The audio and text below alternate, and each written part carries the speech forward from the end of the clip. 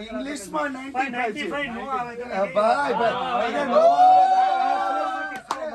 આમજો જમીશભાઈ આમ એક વસ્તુ હજી હું ક્લિયર કરી દઉં તમને ભાઈ, સાંભળજો કે જે રીતે બીજા વિષયની અંદર જે માર્ક્સ તમે 99+ જોવો છો ને, એટલે તમારે એક વસ્તુ યાદ રાખવાનું,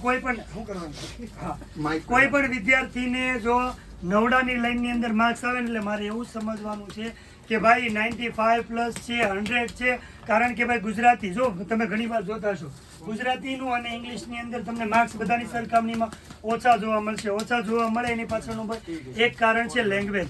ભાષા જે હોય ને, ભાષાની અંદર પૂરેપૂરા માર્ક્સ મળતા નથી.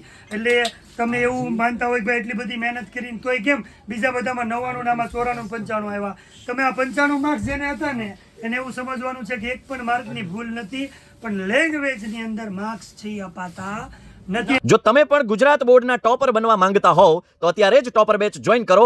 Admission open.